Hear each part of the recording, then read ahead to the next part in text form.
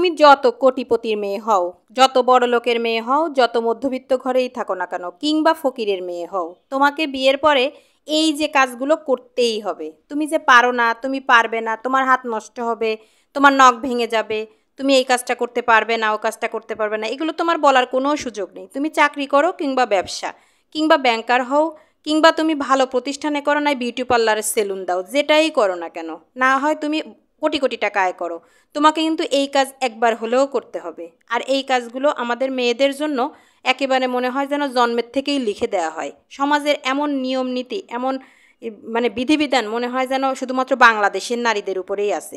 বিদেশে কিন্তু দেখবেন এগুলা অতটা বেশি না। নারী পুরুষ উভয় মিলে কাজ করে, ঘরে বাহিরে সমান্তরালে কাজ করে, তারা সুখে মানে শান্তিতে থাকে। তাদের মধ্যে এসব নিয়ে ঝামেলা হয় বলে কোনো কথাও কিন্তু শোনা যায় না। আর যত এইসব কাজকর্ম, সংসারের অশান্তি তৈরি, সব কিছু দেখা যায় বাংলাদেশে। আর তুমি নারী যত যাই করো, এই কাজগুলো তোমার করতেই হবে।